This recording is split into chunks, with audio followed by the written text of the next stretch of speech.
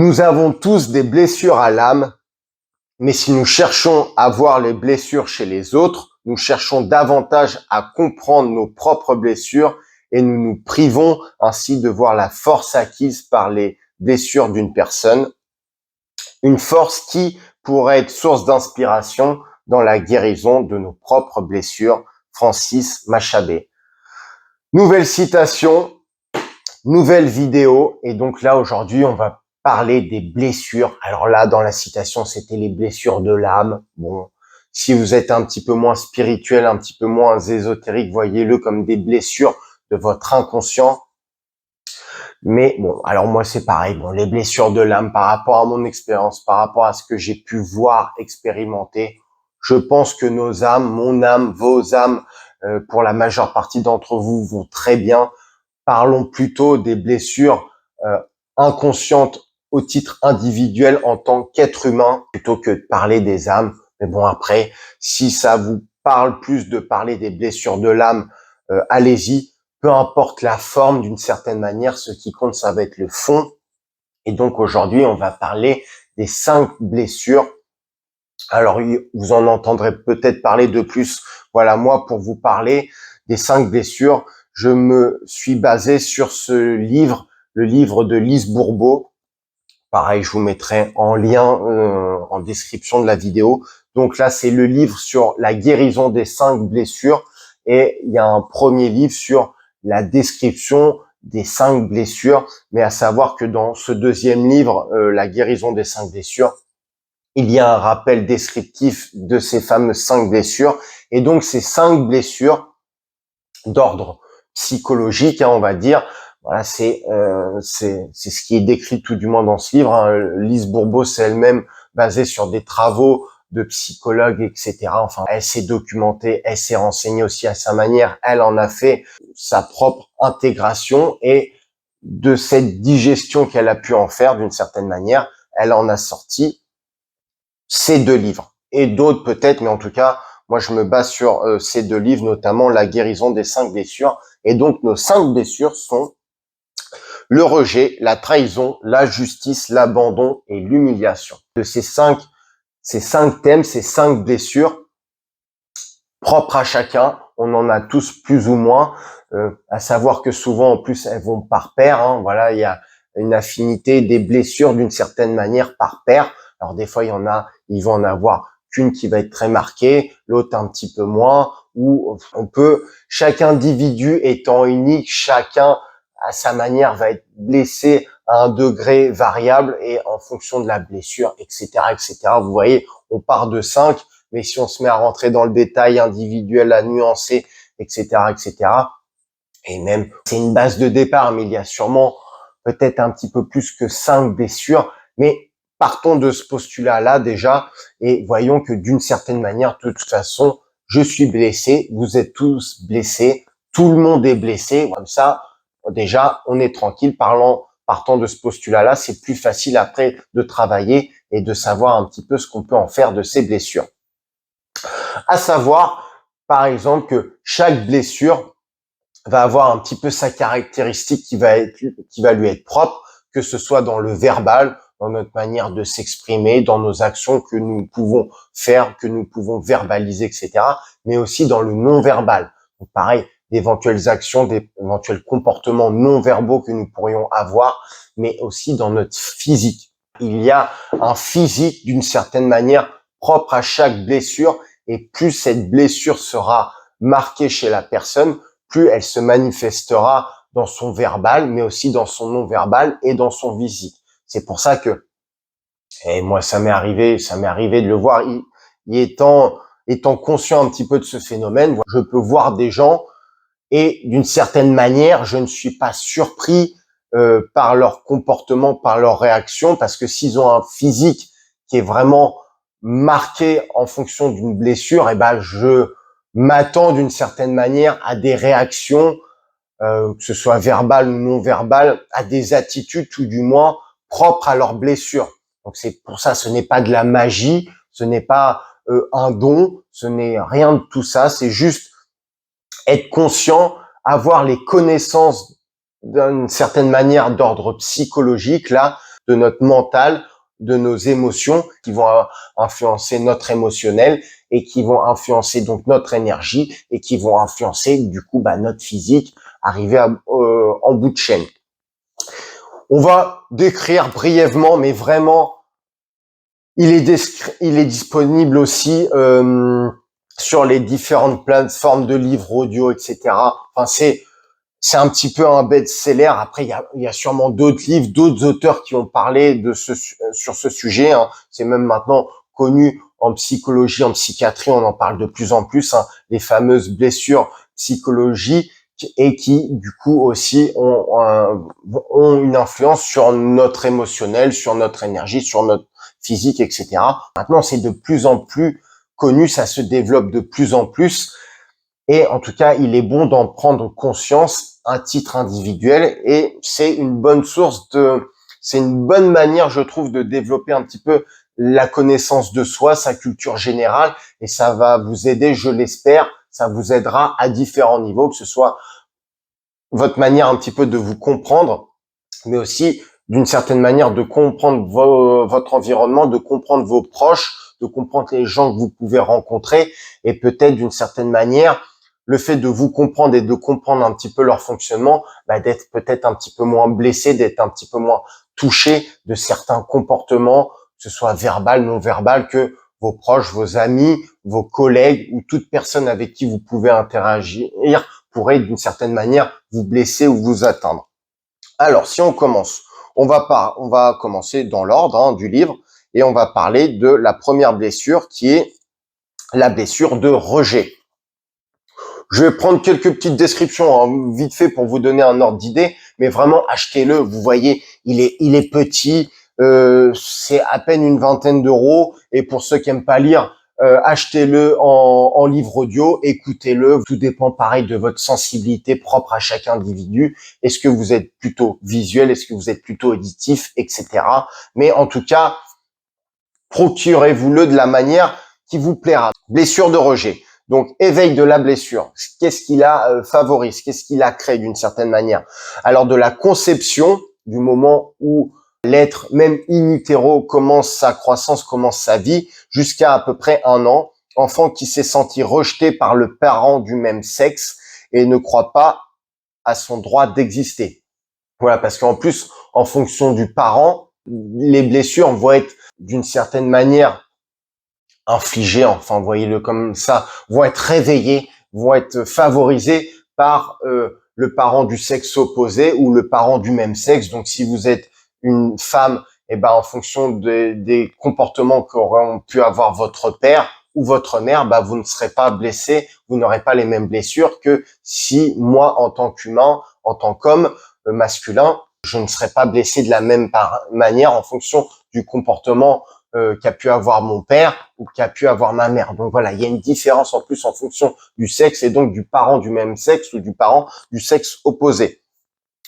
Blessure de rejet, donc le masque, donc le comportement, le masque, Carl Gustav Jung en parlait un petit peu comme ça, ces fameux personnages qu'on endosse tous, ce masque qu'on met pour interagir avec notre environnement majoritairement. Donc ça va être le masque du fuyant.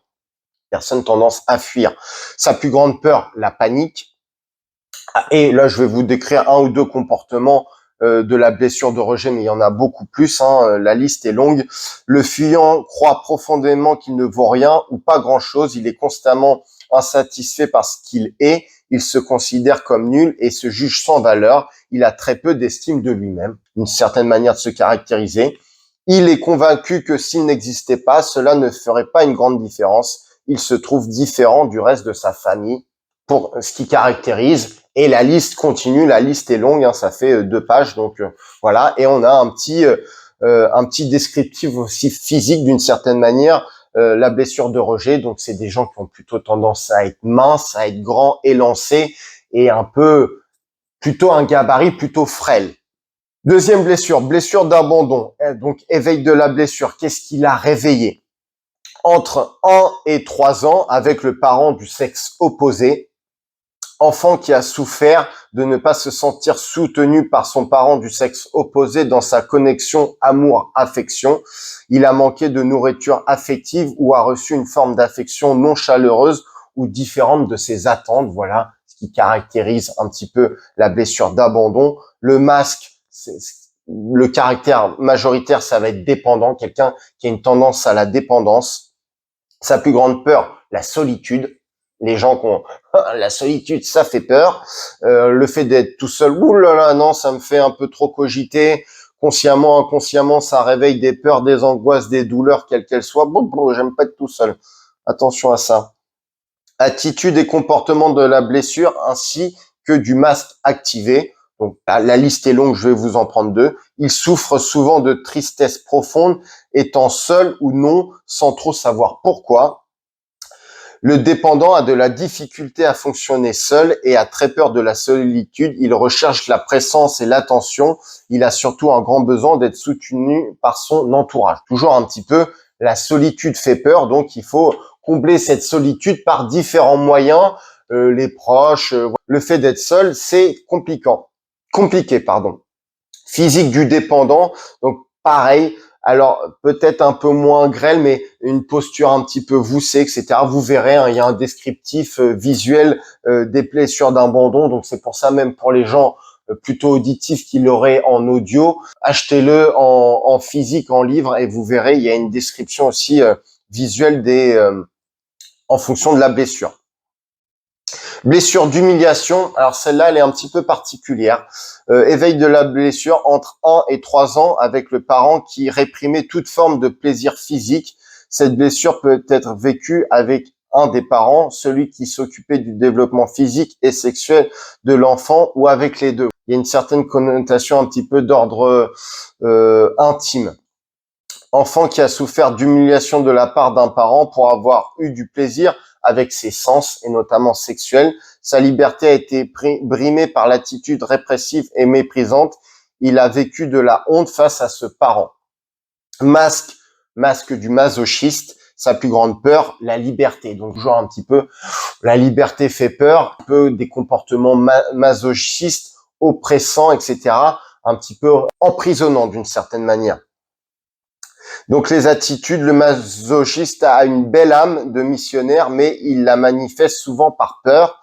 Il semble croire que Dieu ou le gardien de la morale de sa famille l'observe et le juge sans cesse. Il y a une certaine notion un petit peu de spiritualité, de croyance ésotérique de Dieu, etc. dans cette blessure d'humiliation. Et les blessures d'humiliation physique du masochiste, du coup, ça va être plutôt des personnes un peu fortes, un peu rondes, une tendance un petit peu à une certaine forme d'embonpoint physique. Et blessure de trahison, on avance, éveil de la blessure entre 2 et 4 ans avec le parent du sexe opposé. Donc, en fonction, si vous êtes un homme ou une femme, ce sera pas activé par le même parent. Enfant déçu qui a souffert de ne pas voir ses attentes d'attention comblées par le parent du sexe opposé, s'est senti trahi ou manipulé dans sa connexion amour-sexualité, a perdu confiance en ce parent après avoir été témoin de promesses non tenues, de mensonges ou de marques de faiblesse, a jugé que ce parent ne prenait pas ses responsabilités, etc., etc. Masque contrôlant, donc des gens qui aiment bien avoir le contrôle, qui aiment bien d'une certaine manière avoir une certaine dominance. Sa plus grande peur, dissociation, séparation et reniement. Quelques descriptions. Le contrôlant fait tout pour convaincre les autres de sa forte personnalité. Il utilise ses qualités de chef pour imposer sa volonté. Il n'est pas en contact avec sa vulnérabilité et cherche à se montrer fort. Il tient à ce que les autres sachent ce dont il est capable. Donc, cette quête de reconnaissance aussi. La liste de descriptions est encore longue et description du corps physique.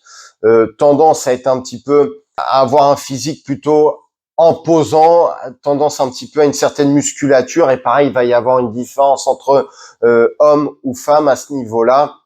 Les hommes vont être plutôt développés du haut et non du bas. Et inversement, les femmes vont plutôt avoir une tendance à être développées du bas et non du haut. Je me reconnais assez bien dans cette blessure parce que c'est une chez moi qui est très activée. Donc cette blessure du contrôlant, blessure de trahison, moi j'ai la trahison et l'abandon assez marqué chez moi. Bon, ça m'a été dit, je me suis reconnu là-dedans. Dans mon physique, ça se caractérise. Je suis quelqu'un, même si je rattrape mon erreur, qui a souvent à avoir tendance à être plus développé musculairement du haut que du bas, hein.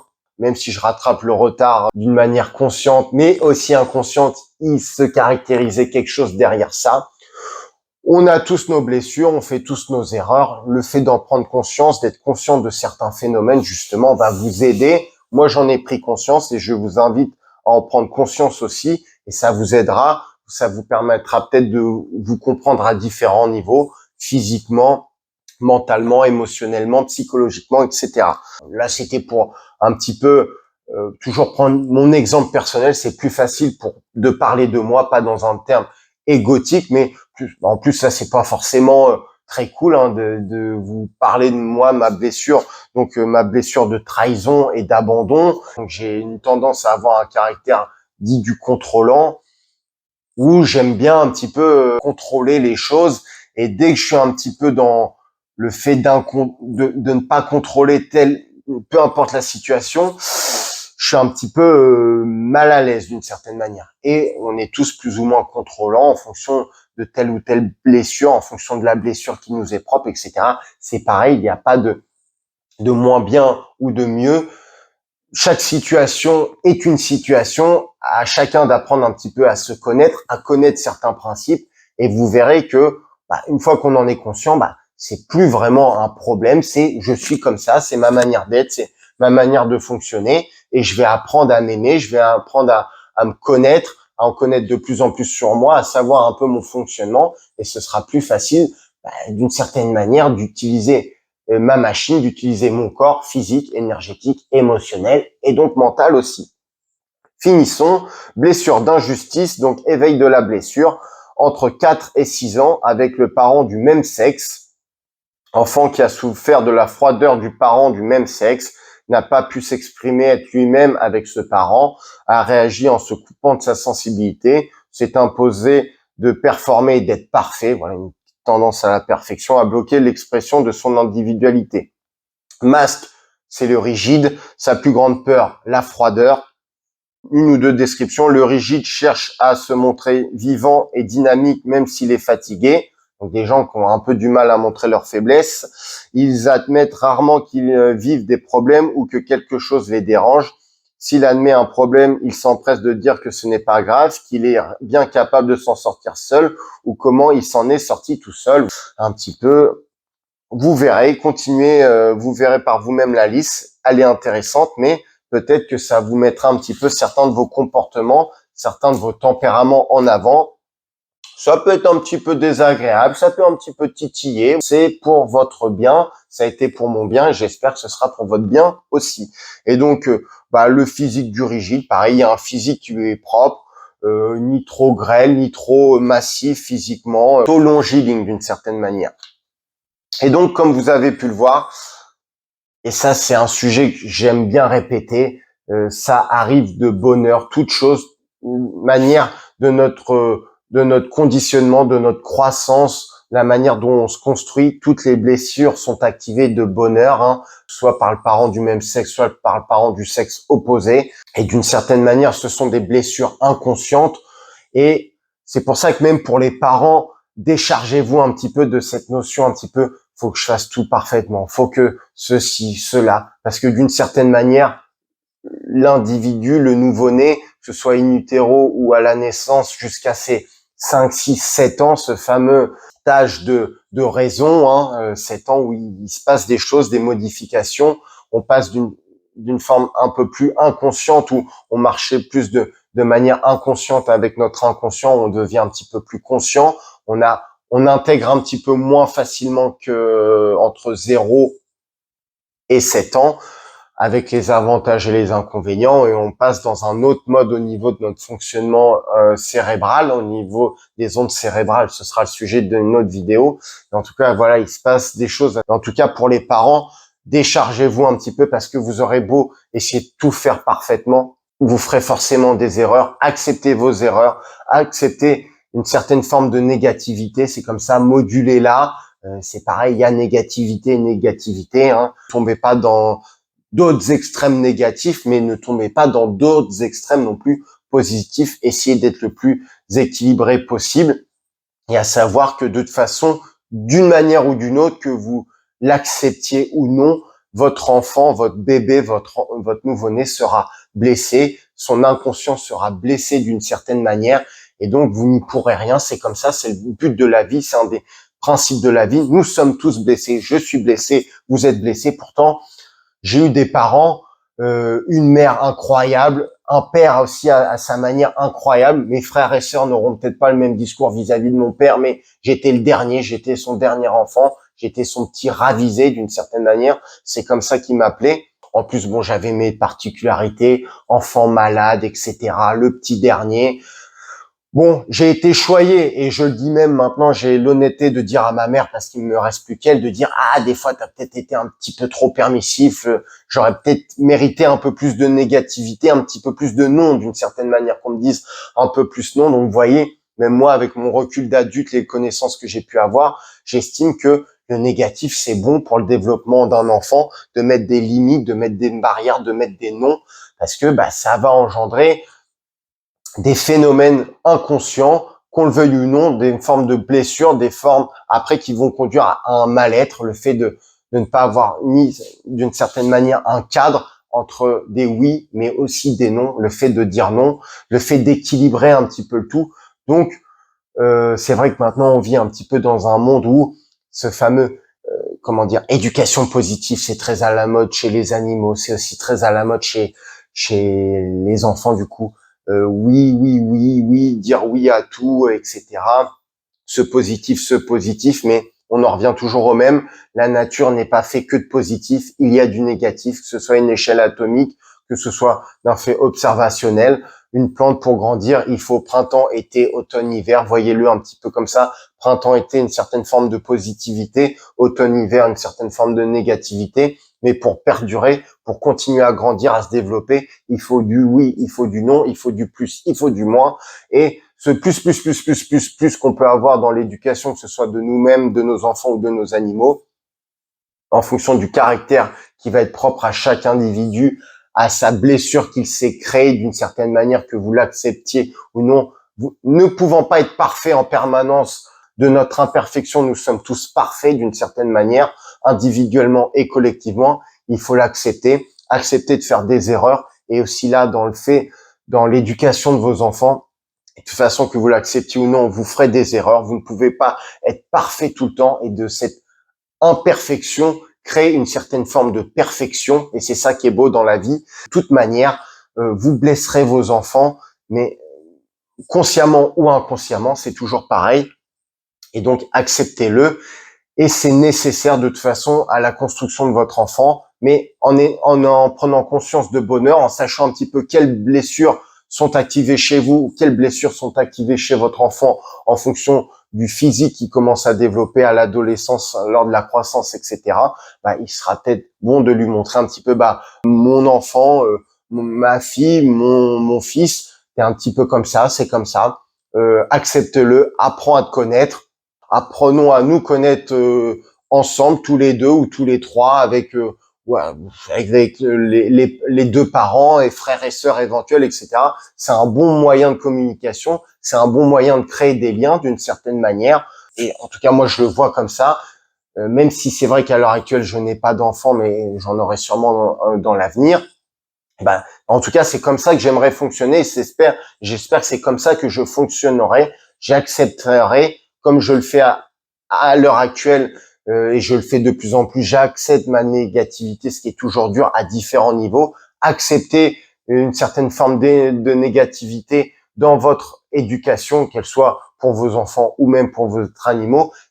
En tout cas, le but étant d'avoir une éducation équilibrée, avec du plus et avec du moins. Même à ce niveau-là, il faut être équilibré, accepter le fait de dire non, et tout dépendra aussi de l'individu, de son caractère.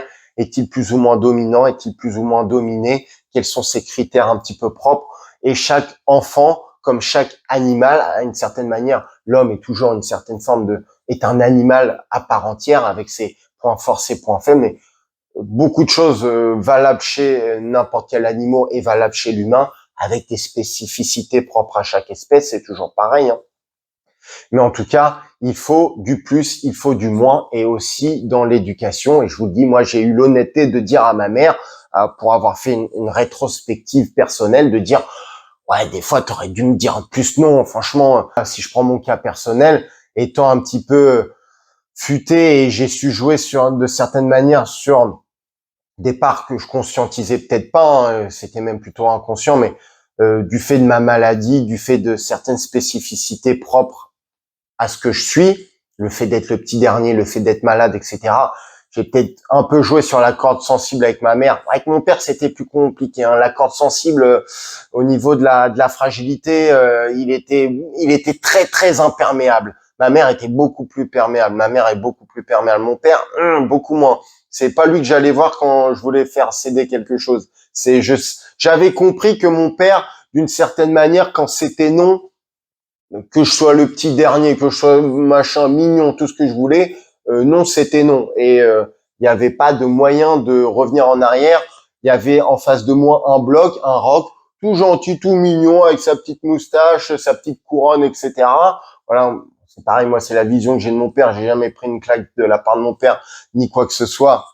Il m'a blessé d'une certaine manière, avec son conscient, avec son inconscient. Il a eu des moyens propres pour m'éduquer, pour me blesser de la manière dont je devais être blessé, comme l'a fait ma mère, pareil, consciemment et inconsciemment. Mais c'est comme ça. En tout cas, moi, dans mon éducation, je sais que le point faible, c'était d'une certaine manière ma mère. Mon père, il était indéboulonnable. C'était quand il avait décidé quelque chose, autant aller taper très fort la tête contre des murs, ça serait revenu au même. Hein. Donc, en tout cas, c'était comme ça. Mais c'est toujours pareil, de ces blessures, qu'est-ce que je suis capable d'en faire? Est-ce que je suis capable de les transcender, d'en prendre conscience, de voir ce qu'elles peuvent m'apporter de positif, ce qu'elles peuvent m'apporter de négatif, de prendre conscience un petit peu de cet équilibre. Il n'y a pas de mieux, il n'y a pas de moins bien. Chaque blessure, chaque personnalité va avoir ses bons côtés, ses mauvais côtés. Il est bon d'apprendre à les connaître, de se servir de ses bons côtés et d'aider un petit peu ses mauvais côtés. Cet éternel équilibre qu'il y a à avoir entre, ok, j'ai mes points forts, je les connais et c'est eux qui sont un petit peu moteurs, mais j'oublie pas mes points faibles qui sont un petit peu à la traîne et je les soutiens, je les aide, je les mets en lumière, je les transcende d'une certaine manière, je les transforme, je fais un petit peu l'alchimiste à différents niveaux et j'essaye tout du moins de transformer mon plomb en or à échelle individuelle et vous verrez, quand on fait ça à échelle collective, il se passe des trucs, votre vie d'une certaine manière va changer, c'est pas moi qui le dis, c'est Gandhi, soyez le changement que vous voulez voir dans le monde, soyez le changement que vous voulez incarner, mais il faut déjà repasser par nous à échelle individuelle, être un petit peu individuel, mais dans le bon sens du terme. Soyez égoïste dans le bon sens du terme. Hein. Voilà, l'ego, c'est toujours pareil. Je vous invite à voir cette vidéo sur les bons et les mauvais côtés de l'ego. C'est comme tout. L'ego a ses bons et ses mauvais côtés. Les blessures ont leurs bons et leurs mauvais côtés. Il faut apprendre à les connaître, équilibrer un petit peu le tout. Et vous verrez, vous en sortirez quelque chose de bien. En tout cas, c'est ce que je vous souhaite, c'est ce que j'espère pour vous. En gros, les blessures que je vais avoir, peu importe laquelle ou lesquelles, on en a une, deux, trois, quatre, tout dépend des personnes, tout dépend des individus. Généralement, donc, elles vont par paire. Le rejet va un petit peu avec l'injustice, a tendance à aller avec l'injustice, et l'abandon a tendance à aller avec la trahison. Et donc, si je prends mon cas personnel pour expliciter, moi, la blessure d'abandon et de trahison sont les deux blessures les plus marquées chez moi. D'une certaine manière, je vais avoir tendance à avoir ce type de comportement avec les autres. Donc, d'avoir des mots, des attitudes, des paroles, des actes propres à la blessure d'abandon et de trahison. Et d'une certaine manière, la vie, les gens que je vais côtoyer, l'interaction qu'ils vont pouvoir avoir avec moi vont aussi d'une certaine manière favoriser ou tout du moins plutôt mettre en avant l'abandon et la trahison. Et c'est un petit peu ce que je verrai de leur comportement, de leur attitude. C'est toujours pareil. La vie, d'une certaine manière, me renvoie ce dont j'ai besoin, ce dont j'ai le plus d'affinité pour, d'une certaine manière, en prendre conscience, le mettre en lumière, un petit peu cet effet miroir que la vie peut avoir pour chacun d'entre nous, de nous renvoyer ce dont nous avons le plus d'affinité, ce dont nous avons besoin, consciemment, inconsciemment, que ce soit confortable ou plus ou moins inconfortable, c'est toujours pareil, hein. Des fois, ça peut être un petit peu inconfortable, voire même assez inconfortable. Tout dépend des tempéraments, tout dépend des sensibilités, tout dépend, voilà, toujours pareil de pas mal de paramètres. D'une certaine manière, je vais interagir avec mon environnement en fonction de mes blessures et mon environnement, quel qu'il soit, va interagir avec moi pour mettre en lumière, favoriser, mettre un petit peu le doigt là où ça fait mal, donc au niveau de mes blessures. Voyez-le un petit peu comme ça. Nos blessures, c'est un petit peu comme si vous faites une blessure physique, et plus on se rapproche de la zone sensible, plus ça va réveiller une sensation, une douleur, plus l'inconfort va aller en augmentant. Voilà, les blessures de l'âme ou les blessures de notre inconscient, c'est un petit peu la même chose. Plus on se rapproche de la blessure, plus on se rapproche d'une certaine forme de vérité, plus cela peut être un petit peu inconfortable, plus cela peut faire un petit peu mal au niveau mental, au niveau émotionnel, mais c'est toujours pareil, ce n'est pas la vie d'une certaine manière qui est un petit peu sadique avec vous, faut pas le voir comme ça, c'est le meilleur moyen qu'a la vie, que ce soit votre inconscient, votre conscient d'une certaine manière, de vous faire prendre conscience de certaines choses. C'est un petit peu le mode de dialogue, le mode de fonctionnement qu'a la vie pour justement nous faire prendre conscience de là, en l'occurrence, de ces fameuses blessures et de plein d'autres choses. Mais aujourd'hui, le thème étant les blessures de notre inconscient, de notre âme, etc. Voyez-le un petit peu toujours pareil, comme vous le souhaitez. Peu importe la forme, ce qui compte, c'est le fond. La forme, ok, l'emballage, c'est bien, c'est sympa, ça peut être plus ou moins joli et cool, mais ce qui compte, c'est à l'intérieur, c'est le cadeau, c'est la forme, c'est ce qu'on arrive à en tirer d'une certaine manière. Vous pouvez le voir comme ça, c'est comme ça que moi je l'ai compris, c'est un petit peu comme ça que je me permets de vous le retransmettre, ce jeu de j'interagis avec mon environnement par le biais de mes blessures et d'une certaine manière, mon environnement interagit avec moi en fonction de mes blessures, pareil, à différents degrés, à différentes intensités. Et c'est pour ça que vous pouvez montrer une scène à 100 personnes différentes, et vous aurez quasiment 100 visions différentes parce que chacun, même si des personnes ont la même blessure, ce sera pas forcément à la même intensité. Et puis c'est pas le même vécu, c'est pas le même ressenti. Voilà, il y a tellement de petites subtilités, de petits paramètres qui vont changer que c'est un petit peu, vous pouvez prendre cette image-là, une scène, 100 personnes autour qui le regardent au même moment. Et c'est toujours pareil, en fonction de l'angle de vue, en fonction de son passif, en fonction de son conditionnement, et donc là aussi en fonction de nos blessures propres à chacun. Nous n'en ressortirons pas forcément les mêmes choses, nous verrons pas exactement les mêmes choses. Il y aura des variantes, des subtilités, des petits changements propres à chacun qui, mis bout à bout, donneront une certaine forme de vérité. C'est toujours pareil, la vérité est un miroir brisé dont chacun est persuadé d'en détenir l'entièreté.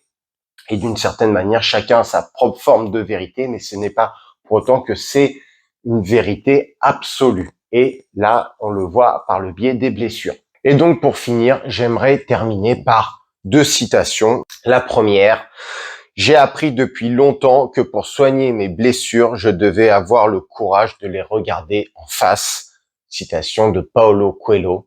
Donc, cette notion de prendre conscience de ses blessures et de les regarder en face, de sortir un petit peu de cette zone de confort. Le fait de prendre conscience de certaines choses peut être un petit peu inconfortable dans les premiers temps. C'est quelque chose qui est connu, cette notion de sortir de sa zone de confort, qui est souvent mis en avant dans le sport, hein.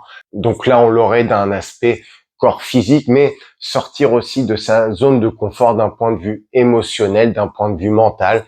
C'est inconfortable, c'est un petit peu plus ou moins agréable dans les premiers temps, mais si on veut, je pense, pouvoir progresser, si on veut pouvoir s'épanouir, avancer dans la vie, il faut être capable un petit peu de regarder une certaine forme de négativité, une certaine forme d'inconfort, les mettre en lumière, les regarder droit dans les yeux d'une certaine manière pour qu'elles ne dirigent plus notre vie d'une manière consciente ou surtout d'une manière inconsciente.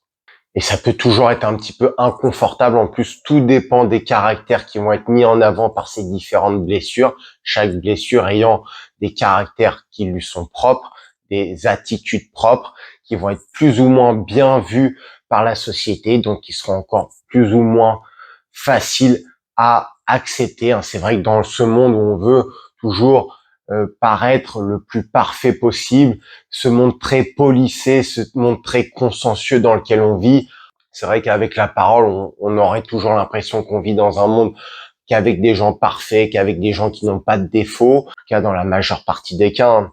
Alors qu'on sait très bien, on le sait très bien pour nous, on le sait très bien pour nos proches, on est fait de bons côtés. Certes, l'humain a ses bons côtés, mais l'humain aussi ses mauvais côtés.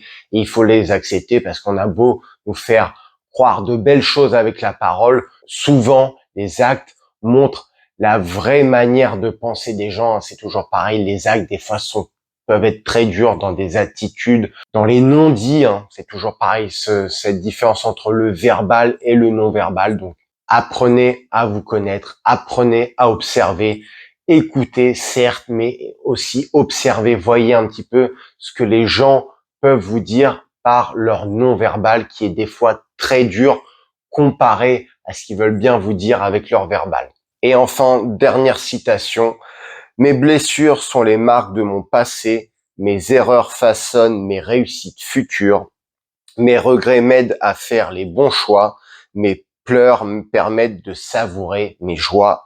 Citation de Mouche Sébastien. Ce que j'aime bien dans cette citation, c'est cette notion un petit peu, je trouve, d'alchimiste, d'être capable de transformer des émotions plutôt à caractère négatif et réussir à les transformer en émotions plutôt positives. Mes blessures de mon passé façonnent mes réussites du futur, mes regrets m'aident à faire les bons choix et mes pleurs permettent de savourer mes joies. Donc voilà, toujours pareil, passer de quelque chose de plutôt négatif à première vue à quelque chose de positif par la suite, en ayant pris conscience de certaines choses, en ayant laissé passer un petit peu de temps. Le temps permet de faire pas mal de choses aussi, naturellement guérir, d'atténuer certaines douleurs, certaines souffrances, mais c'est toujours pareil dans un monde où tout va de plus en plus vite, où on veut toujours tout rapidement.